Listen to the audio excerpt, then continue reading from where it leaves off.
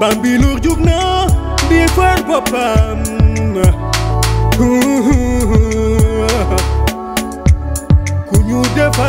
ñu defal suñu bopp ku ñu defalul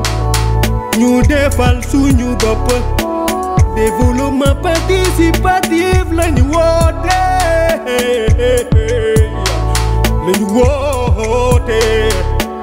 assainissement assainissement assainissement assainissement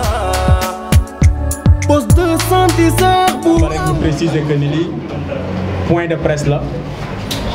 donc bu ñu dégloo ñi nga xamante ni ñoom lañ tànn pour ñu def déclaration yi après dañ koy tëjee foofu point de presse bi nag ñëw na ci jotam ci waxtu mu war a ñëwee waxtu bu wax jotee dafa jot ñu am mbégte lool am image bu rafet bii am image bi nga xamante ni nii mooy opposition locale bi nga xamante ni moom moo fi nekk di jëmmal mbooloo donc ñu ngi siy bég lool. point de presse bi nag nii la nar a tëddee kii njëkk a jël kàddu di àddu mooy le président du mouvement Repère monsieur Daouda Diong.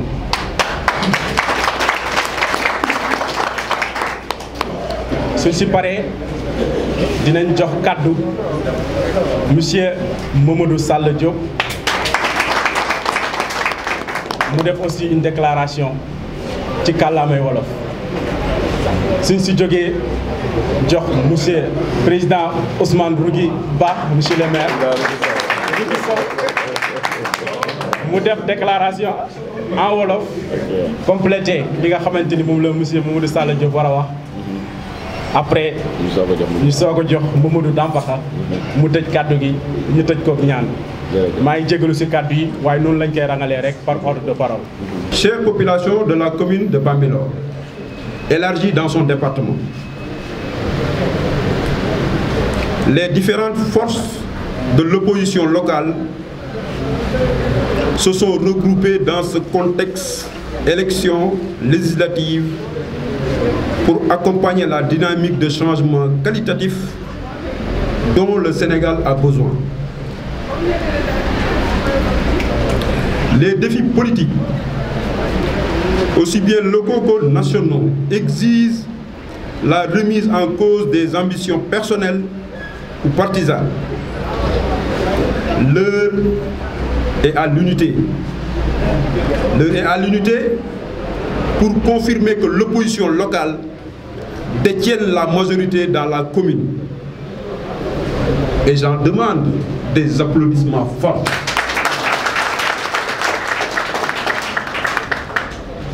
Oui, l'heure est à l'union pour redonner l'institution parlementaire qu'est l'Assemblée nationale son véritable rôle de contre-pouvoir. Nous voulons doter du département des députés dignes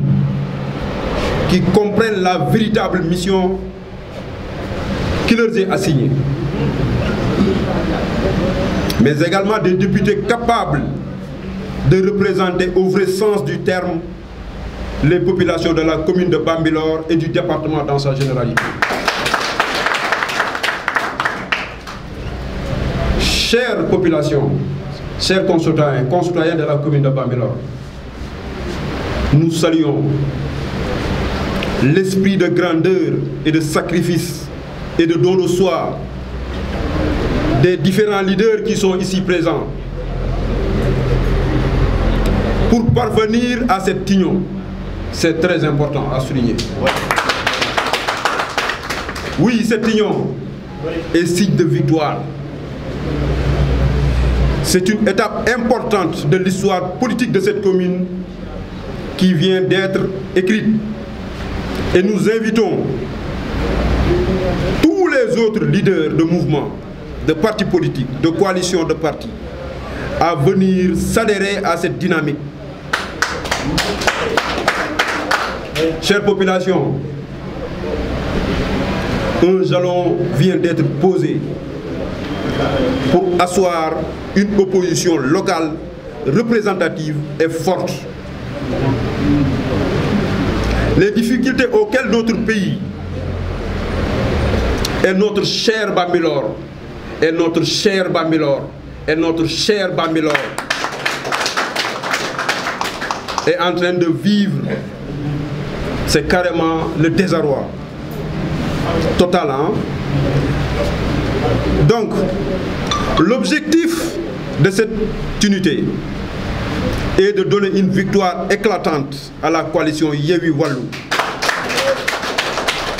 Oui, une victoire éclatante, je répète, une victoire éclatante sans appel au soir du 31 juillet 2022. Ainsi, nous appelons tous les électeurs de la commune de Bambilor de sortir massivement le jour J et de voter pour la liste ainsi citée. Je veux nommer la liste Yewwi Wallu. Chers concitoyens de la commune de Bambilor, notre choix n'est pas anodin. Notre choix porté sur le docteur Monsieur Oumar Cissé et Madame Rokhaya Diop, ce choix n'est pas anodin. Nous voyons en ces personnes des personnalités adaptes à représenter le département de Rufisque à l'Assemblée nationale sénégalaise. Chère population, pour une réussite totale de la campagne électorale que nous sommes en train de vivre, l'intercoalition Yewwi Wallu a ainsi établi un bureau électoral ci-dessus. Après discussion qui s'est tenue hier, ici dans le siège du PDS, l'ensemble des leaders ont décidé à l'unanimité de nommer comme président du comité électoral Monsieur Mamadou Danfakha, avec comme adjoint Monsieur Ousmane Rougui Sow,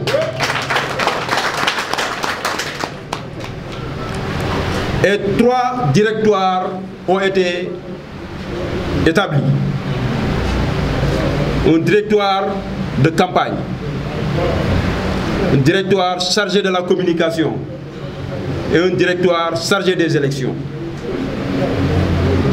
Le directoire chargé de la campagne est dirigé par notre très cher grand frère, Monsieur Mamadou Sall Diop. Et le directoire chargé de la communication est dirigé par Monsieur Daouda Diong, avec comme adjoint Monsieur l'incontournable Boubacar Diop. Ce bureau restreint est accompagné de commissions spécifiques pour la réalisation de nos actions, à savoir toutes les actions qui vont concerner la campagne électorale, mais également toutes les actions qui vont concerner la communication. Qui parle de communication et de campagne parle de moyens humains et matériels. Donc ces commissions spécifiques seront chargées, seront dispatchées dans ces 3 directoires. Chère population de la commune de Bambilor,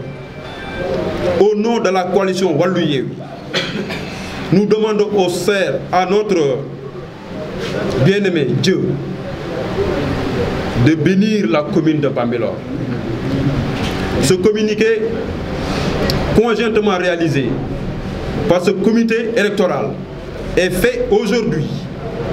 ici à Bambilor, le 18 juillet 2022. Donc nous saluons toute la population ici présente, tous les sympathisants ici présents, tous nos chers collaborateurs ici présents, nous adressons nos sincères remerciements et félicitations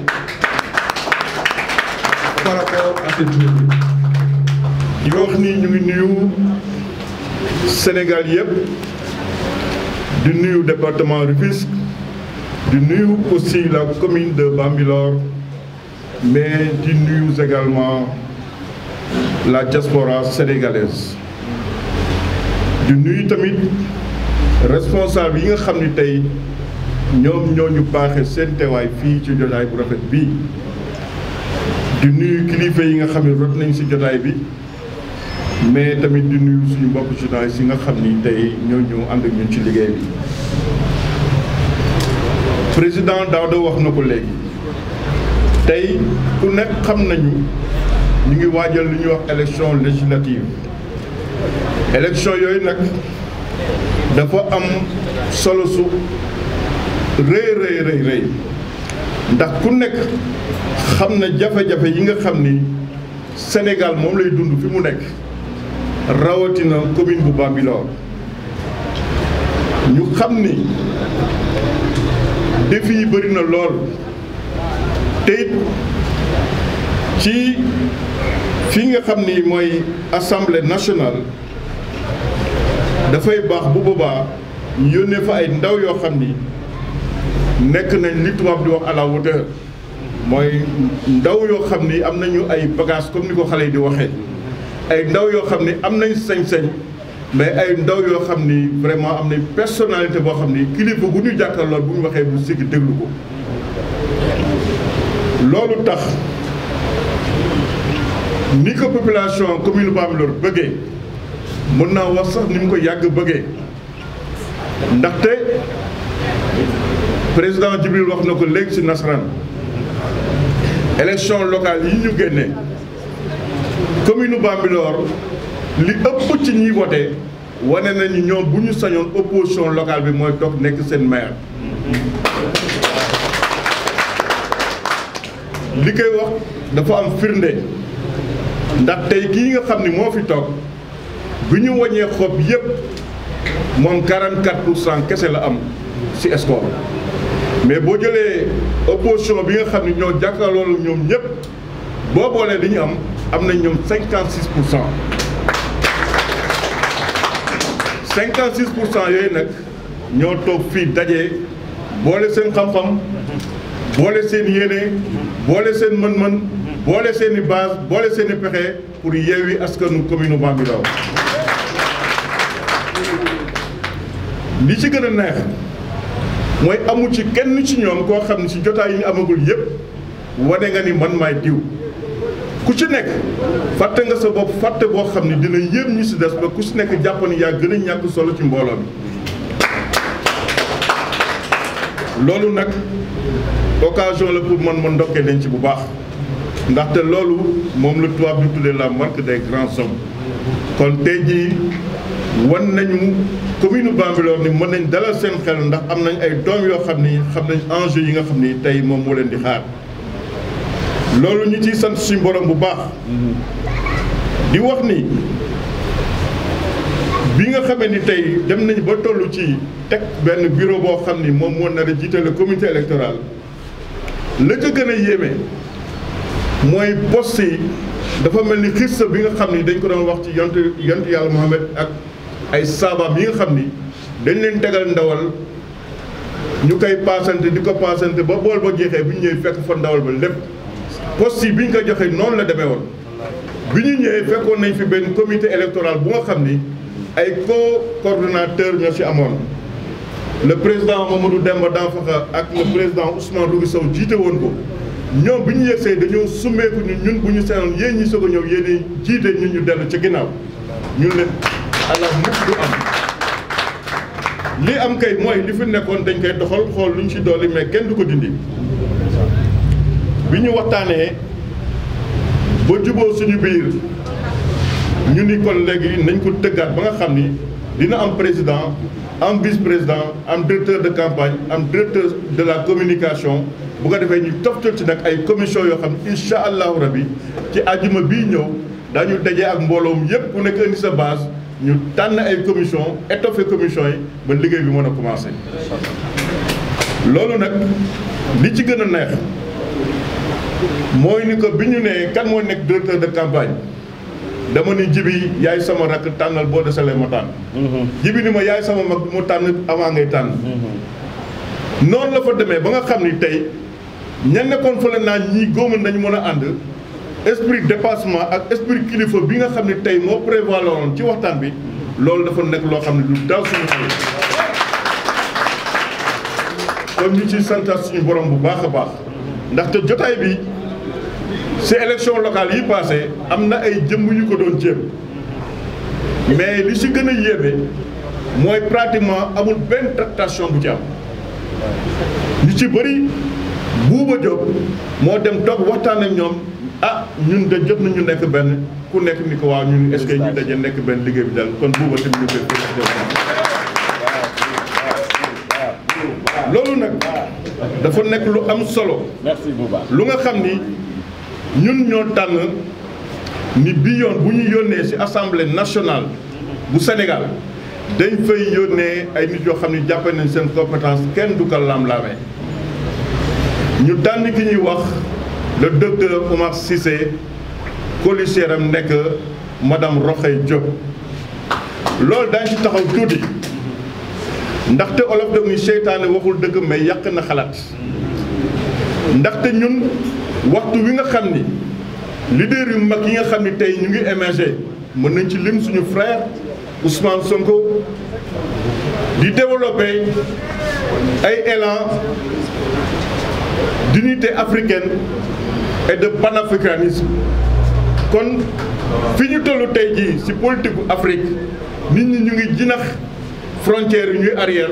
ñuy bëma frontières yi ñuy daanu pour ñu jàpp ni africain jot nañu nekk benn kon ñun du ñu nangu kenn bëgguñu yemal ci benn commune di wax ni waa commune bi ngeen war a voter kii ñu bëgg a yemale ci commune kon kooku teel na woon waa commune bi ne moom gis-gisam guddul ndax jamono bi nit ci wax panafricanisme di ubbi Afrique pour Afrique nekk benn libre échange libre circulation des personnes et des biens pour que Afrique nekk États-Unis d'Afrique comme ni ko Lumumba bëggoon comme ni ko Nelson Mandela bëggoon comme ni ko Kadhafi bëgge woon comme ni ko Cheikh Anta Diop bëggoon comme ni ko Kwame Nkrumah bëgge woon ñu toog ba jamono au 21e siècle nit bëgguñu yemale ci commune Bambilor di wax ni ku dëkk commune Bambilor ngeen war a voter par force kon def naa ko comprendre enjeu bi nga xam ne ñun moo ñu tax a jóg. lañ cay dolli mooy dañu jàpp ni dañu wax ni département de Rufisque la ñu nekk département de Rufisque c'est une famille te it bu fekkoon dañ ko naroon tëgg ni nit ku nekk mbokkam kese ki mu bokkal koñ wala ki mu bokkal dëkk wala ki mu bokkal commune kese la war a voter kon baye boo ñu jàpp ni commune Bambilor du am député ndax li tax mooy kii nga xam ni mooy colistière te ñu tànn ko muy le docteur Oumar Cissé moom mu ngi dëkk Tëngéej te ku nekk xam nañu Tëngéej moo ëpp ay électeur fuuf commune Bambilor buñ ko tënkoon si ku nekk sa mbokk ngay voter kon docteur day jàll comme lettre à la poste kon loolu c'est pas un argument valable ñun ñu ànd ay nit yoo xam ni ku nekk xam na seen probité parce que ku ci nekk crédité nañ la benn score ci élection yu ñu génn boo xam ni population wane nañ yow mi am nañ yaakaar ci yow score yooyu nag tey jii ñun moom lañ ànd d'accord waxtaan si suñu biir ni dañ koy agrégé def ko mu nekk benn te buñ ko defee benn ñu jàpp nañ 56% yi ñu amoon dañ ko romb jàpp ay 66% pour que vraiment ñu mën a gagner les élections locales te le frère Diong wax na ko tout de suite élection yi dafa am beneen enjeu boo xam ni dafay dépasser niveau local niveau départemental ndaxte ku nekk xam ne ni assemblée nationale ñoom ñooy valider les politiques publiques ñoom ñooy def contrôle de l'action gouvernementale ñoom ñooy voter les lois liggéey bu am solo boobu nag mënoo ci yónni ku n'importe qui da nga si yónni une personne assez outillée ñoo xam ne bu ñu demee daañu mën a représenter dignement et valablement tout le département voire même tout le pays moo tax ñu tànn des personnes très bien formées yoo xam ni seen formation c'est avéré seen probité c'est avéré seen personnalité aussi c'est avéré ñu ni ñii dañ leen di gunge ci liggéey boobu te it di am lu nga xam ne tamit Sénégal ñun dañ koy moytu parce que dafa am loo xam ne xale yaa ngi ñëw lii tubaab di wax la postérité ñi nga xam ne tey suñu ginnaaw ñoom ñooy ñëw ñun dafa am yóbbal bu ñu leen fa war a bàyyil yóbbal bi ñu leen fa war a bàyyil mooy ñun ñoo war a taxaw def front wane ni Sénégal xewwi na fi nit di fi toog ba di fa am un troisième mandat te tey bu ñu ko mayee majorité à l'Assemblée nationale dañ ko baliser la voie dérouler ko un tapis rouge pour que mun a aspirer à avoir un troisième mandat loolu nag ñun duñ ko nangu tey duñ ko nangu ëllëg les lois scélérates yi nga xam ni tey jii mu ngi taw fii Sénégal di ñu tardeel di yàq suñu réew il est temps maintenant ñu am benn législature boo xam ni des députés assez outillés yoo xam ne duñ fa nekk ay député président de la République duñ fa nekk ay député parti mais dañ fa nekk ay député du peuple loolu moo waral tey jii ñu ànd bu rafet bi te fas yéene ci fan yi ñëw ñu ànd bokk ndey bokk bàyyi dem rencontre population bi wax leen li fi am wax leen ni jot nañu soppi ko soppi Sénégal pour que Sénégal nekk un pays développé ci li may daane la nag mooy présenter leen comité électoral bi nga xam ni vraiment moom la ñu tëgg bëgg ci ànd ak suñuy nattangoo suñuy responsable ak suñuy militant ak suñuy dëkkandoo liggéey ci kii nga xam ni tey moom moo ko jiitee nekk patron kuréel bi mooy jëmm ji nekk sama wet le président Mamadou Demba Danfakha kii koy jàppale ci liggéey bi nekk mon frère le président Ousmane Rougui Sow man mi yor micro bi man lañ dénk ma nekk le directeur de campagne ñu jël mon frère et ami le président Djibril Diong bi nga xam ne tout de suite moo def de façon très brillante l'allocution en français moom lañ jël tey def ko directeur de la communication ñu leen di wax nag c'est pas fermé parce que wax naa leen tantôt di dañu dajaat fii ci bërëb bi déjà c'est symbolique parce que ku si nekk ci ñun am na permanence mais ñun dañu choisir encore une fois ñu dañuy fekk suñu président Mamadou Demba Danfakha lu ñuy def ñu def ko ci këram parce que mooy suñu kilifa ci liggéey bi kon fii ci permanence Mamadou Demba Danfakha lépp lu ñuy def incha allah fi lañ koy defee donc ñu ngi leen di sant daal di leen gërëm ci seen teewaay di gërëm aussi journalistes yi di gërëm ñëpp ñi nga xam ne tey jii ñëw nañ jëmmal jaje bu rafet bi asalaamaaleykum wa rahmatullah di nuyu waa département bu Tëngéej di nuyu waa commune bu Bambilor di jël nuyoo boobu nag di ko teg ci suñu loxo kilifa yi politique muy le candidat Omar Cissé ñoo ngi sant yàlla bu baax a baax ndax dama ne ñun dañoo am victoire ndax victoire bi ñu jot a am mooy dafa am loo xamante ne kenn yaakaaru ko woon sama xel nag dafa dem léegi ci suñu nijaay Ibrahima Jong yal na yàlla seral ay yaxam sa àjjana mais dama jàpp ne tey fa mu ne dina kontaan ndax ku bëggoon a ñu def opposition bi yëpp nekk benn bopp dina remercier aussi tamit monsieur Abdoulaye Sylla di ndey ji réew li tax ma koy remercier ndax dafa xar tànk tubéyam guddeeg bëccëg pour que lii mën a am donc lii tey bu amee dañ ko ciy sant di sant tamit suñu kilifa yi nga xamante ne dañ leen fekk ci politique mën naa wax sax ñu am lu bari lu ñu jàngal ci politique ñu nekk fii ñu mën ci tudd ay doyen yu bari kenn ci ñoom ci ginnaaw muy doyen Djibi Sow ma bëggoon ñu tàcc ko tuuti kon booba président nee na nañ ko tàcc bu baax kon nañ tàccaat di nuyu exceptionnellement te di ko sant bu baax mooy suñu beneen doyen di le président Mamadou Sall Diop bu ko neexoon ne ñii ay xale lañu ñii maa leen jiitu ci politique ñii xëy na sax man maa leen ëpp ay militants ci commune bi waaye dafa ñëw wàccee boppam ci suuf ñëw ne ñu loo leen décidé maa ngi ci ginnaaw man poste dara intéressé wu ma ko donc loolu dafa mérité ñu tàcc ko bu baax. di nuyu tamit le président Daouda Diong man dama ne il m'a agréablement surpris excusez-moi xam ngeen lu tax dafa am nu ma ko yaakaare woon ma ñëw mu nekk nit ku modeste ma ñëw fekk mu nekk un véritable leader loolu il faut ma wax ko devant ses projecteurs.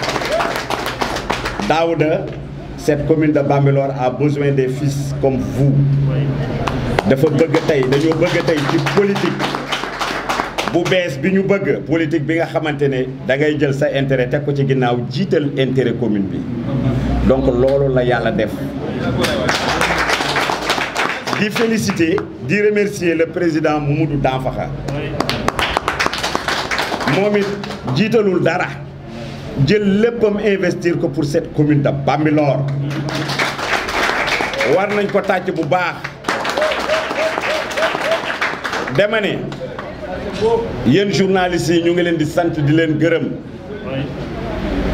dinaa leen yóbbante ci waa APR nee leen cette fois-ci élection yi ñu nekk nii du yomb wax leen ko jamais. Ensuite non du yomb ci ñoom du mës a yomb ci ñoom ci élection yi ndax kenn ci mbër yi rek kenn ku ne war na mën a faire face à eux. alhamdulilah ba yàlla boolee ñun ñëpp ñu war a faire face à lui. dama ne on a le devoir et on avait même le devoir de s'unir lii lu ñu yàgg waroon def la mais on n'a plus le devoir le droit de se séparer jamais de la vie waratuñu séparer wu xam ngeen lu tax démb bi ñuy def bureau bii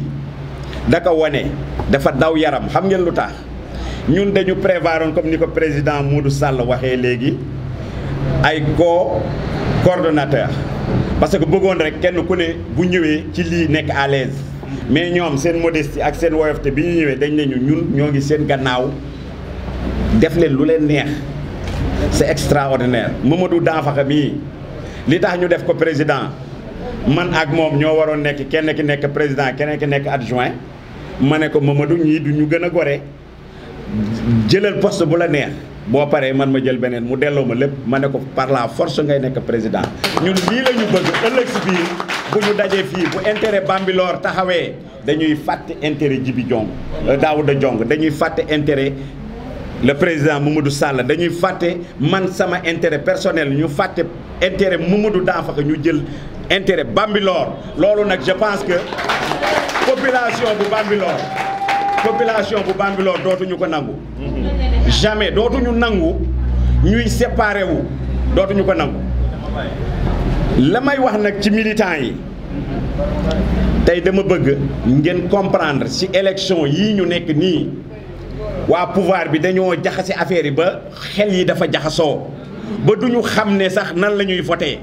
loolu xëy na bu ñu ñëwee dinañ ko expliquer tout le monde ñu dégg ko mais li ma bëgg ngeen yóbbaale ko tey ci élection yi repère amatul ci élection yi ay militant wu Mamadou Sall Diop amatul élection yi fii ci commune bu Bambilor yu wàllu Sénégal amatul benn couleur moo fi am benn couleur moom la ñuy voté muy Yewwi Askan Wi ñun ñëpp dañoo sal benn couleur muy Yewwi Askan Wi fas yéene Yewwi Askan Wi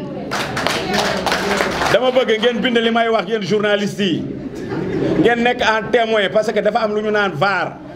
dama bëgg ëllëg si biir élection présidentielle bu amee fii la ñuy toogaat defaat conférence de presse ndax dañoo bëgg changer réew mi dañoo bëgg sénégalais yu bees ci politique parce que politiciens yi ñun dañoo bëgg toujours ñuy respecter ñoom ñi nga xamante ne ñoom la ñu jiite parce que ce n'est plus normal ñu yëkkati suñu doole suñu force jox leen ñu tourner di ñu caw pour lan jusqu'à quand loolu dafa war a jeex loolu nag xam nga pour mu jeex Bambilor dafa war a bokk ci ëllëg ñi histoire di lim ne Bambilor taxawoon na bi ñu bëggee justice bu normal am ci réew mi Bambilor dafa war a bokk ëllëg si biir bi ñu naan de bëggatuñu ay député yuy tàcc yoo xamante ne des députés du président de la République on en a assez dañu bëgg loolu mu dakk loolu nag bu bëggee mu dakk dañuy votel la coalition Yewwi Askan Wi suñu alal ñun ñoo koy moom bu boobaa fii ci Sénégal suñuy jën ñun ñoo koy moom suñuy ressources ñun ñoo koy moom loolu bu dee bëgg ngeen ko ci yéen la des jóg leen le 31 juillet suba teel nag ndax ay dóor boo leen bëggee muy neex day teel a jóg bu ñu bàyyi ba timis day lëndëm suba teel ñu jóg caw gaay yi amul bàyyi de neewoon nañu ci élection locale yi dinañu caw mais cette fois-ci ñun duñu yem ci caw leen dañ leen di tàllal bu baax a baax donc ñoo ngi sant ñëpp la ñu bëggoon wax yëpp dinañu continuer élargir ko ci pendant campagne électorale bi dama bëgg nag ñu défier leen ci une chose ma wax ko fii devant la presse dañuy programmer génne te dañoo bëgg militant yëpp bu kenn des paa yi maire yi màgget yi tout le monde na ñëpp génne mënuma nag joxe parole bi le président Mamadou Demba Danfakha sans remercier suñu commando muy Bouba Diop dama bëgg ñu tàcc ko Bouba Diop c'est un grand militant voilà moom bitim réew la nekkoon bu ko neexoon toog foofu mën na ko toog foofu mais defu ko dafa ñëw jàpp ci combat bi ba pare laaju ci dara nag jël alalam di ci def dama bëgg ñu tàccal noonu man la seen frère Mamadou Demba Danfakha bokk ci coalition Wallu ak Yewwi bokk ci Repère ak bokk ci Mamadou Sall Diop bu tax ma wax ko mooy fii ñu toog nii mun naa ne c'est la table des leaders mais fii ñu toog nii c'est la table de la commune de Bambilor nee naa benn nen moo fi nekk te nen bi ñun ñeenti ñëpp ñoo ko bóof te nen bi kenn du ko nangoo toj kon boog ku ma gis na Djibril Diong ku ma gis na Macky Sall Diop ku ma gis na Ousmane Rougui sànq Ousmane fu mu daanalee fa lay tàmbalee nee naa leen askanu Bambilor wala askanu Sénégal l'histoire retiendra ce 18 juillet qui va marquer dans l'histoire de la commune de Bambilor une opposition unie, forte et une opposition qui va déboulonner le maire. Maintenant, on n'a plus droit à l'erreur. Sànq président Daouda Diong wax na ko président Macky Sall Diop wax na ko suñu président Ousmane également revenir na si nee naa leen c'est une chance pour Bambilor tey man mii sama jëm bëgguma dara lépp li ma bëggoon jox naa ko gars yi toog ñi ma sëf tey suñ ma ne woon Danfakha démissionnel pour Bambilor am beneen maire bu gën a bu mucc ayib boo xam ne Bambilor mérite na ko mu doon si ñetti ñii man maay njëkk a démissionné tey suñ ma ne woon util xaalis nga jox candidat yi pour ñu représenter la commune de Bambilor man maay njëkk a génn dem ut ji xaalis nee naa leen nag li kam-kam yi def mooy la coalition Wallu Sénégal c'est un prétexte aujourd'hui pour nous unir ici ñun weesu nañ coalition bi tey le Sénégal doit prendre un exemple muy l'exemple de la commune de Bambilor nee naa leen commune du Sénégal yëpp dañoo war a roy commune de Bambilor te lii nag dama koy yóbbatee suñu frères journalistes yi nga xam ne ñoom tamit quoi qu'on dise c'est des patriotes c'est des hommes de médias c'est des sensibilisateurs c'est des éducateurs tey ku ñu bëgg a defar bu nuñ ko defar waaye nag ku ñu bëgg a yàq mën nañ ko yàq également ñun nag lu ñeen di ñaan mooy seen métier dafa doy seen métier jixaat la jaamu yàlla ndax li ngeen def nii mun ñu leen ko fay yal na leen yàlla fay yal na leen yàlla yóbbu si kon boog yéen tey yéenay relayer la population et les leaders yéen a mun a génne information yi faire en sorte que tout le Sénégal sache qu'il était une fois un 18 juillet l'opposition de Bambilor s'est réunie pour pérenniser cette association parce que nee nañ ñun suñu union bi yemaluñu ko fii si législative yi de moom la ñuy demee si présidentielle te moom la ñuy demee si élection locale yi di ñëw kuñ si tànn nag baax na man mii bëgguma dara nee naa leen pour jëlee fi kii lii occasion la pour ñu ressourcer wu kon boog jëlee ne encore pour wane suñu détermination nag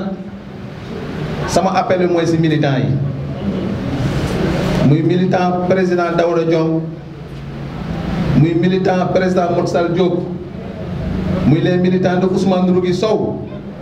muy militants yi Mamadou Danfakha ñun ñëpp nous sommes un seul et unique militant tey war nañu wane comme niñ ko waxee suñu intérêt personnel yi fàtte nañ ko politique nee naa leen baax na kaay leen ngeen politique jaamu yàlla la te lu ñu def lii defe naa tey kilifa yi suñ ko gisee seen yaram dina daw élection yi nag lu tax mu particulière mooy dañoo war a changer dañoo war a ut un nouveau type de député député yi nga xam ne tàccu rek lañ fi nekkee ñii di nelaw ñii di saagante di xeex loolu waratu am ci député dañoo war a woon président de la république ne li mu bëgg a def mooy yóotu 3e mandat du ko jaarale fii ci Bambilor kon boog pour loolu li may ñaan rek ñu bokk ndey ak baay képp koo xam nga mun nañu jàppale ci combat bi sànq le président Mossal Diop wax na ko mooy à partir de vendredi nañ dugg ci biir commune bi wane suñu bopp kon boog ñu ngi invité ñëpp ñoo xam ne ay militants Daouda Diong lañ mbaa Ousmane Rougui mbaa président Mossal Diop mbaa Danfakha ñu teewe fii ñu won gars yi ñin dóoraat lay doon ndax su nekkee opposition bi moo gagné woon il faut ñu démontrer que opposition mun na gagné waat te loolu nag bu ci kenn yées bu ci kenn taay kon boog pour daaneel rek sama kàddu yi ay kàddu cant la ndax yéen militants yi kenn mu leen fay ndax tey suñu xoolee ñun lu ñu doon yéen a tax ñu doon ko lépp loo leen am ci alal def ngeen ko ci lépp loo leen gis lu baax indil ngeen ko Bambilor kon boog mu ngi leen delloo jóge bu baax di leen ñaanal bu baax di ñaanal également suñu sage yi du ma mun a lim ñëpp mais dafa doon ñoo xam ne ay icône lañ fii ci Bambilor di remercier également suñu soxna yi borom musóor yi ndax ñoom ñooy jàmbaar yu Bambilor toujours manifestation bu am su amul soxna manifestation du ko sa réussir kon bokk moom président Daouda Diong président Mossal Diop président Ousmane Rougui on donne à la population de Bambilor rendez-vous le 31 juillet de 2022 ma ne nag jour boobu nag jour spécial la war a doon xob bi benn xob rek la vote bi benn vote dong la kuy vote nag ku mu bëgg a jàppale man ku bëgg a jàppale Daouda Diong mbaa Motsal Diop mbaa jàppale Ousmane Rougui benn xob rek ngay tànn muy xobu Yewwi Sénégal Yewwi Askan Wi ku jël xobu Yewwi Askan Wi dafa mel ni jàppale nga leader yi fi toog yëpp jàppale nga commune de Bambilor ma ne ku jël xobu Yewwi Askan bi jàppale nga Sénégal ndax di nga tax ay député yu bees ñoo ñëw assemblée nationale ay député yoo xam ne duñ doon ay nelawkat duñ doon ay tàccukat duñ doon yoo xam ne dañuy sàcc di falsifier ay billets di sàcc xaalis mbaa di def neneen ñun loolu lañu bëgg kon boobu pour ne pas tarder di remercier encore journalistes yi ak assistance bi fi ñëw yëpp. ab gox ku ko laaj ku ne war ko mën liggéey ab gox ku ko laaj ku ne war ko mën liggéey su demee ba xam ni mënu ko liggéey ba bëgg ko liggéey nga bàyyeeg ñi bëgg liggéey Bambilor lañu bëgg liggéey la woon woon ni naa la woon woon ni naa la woon woon ni naa la woon woon ni naa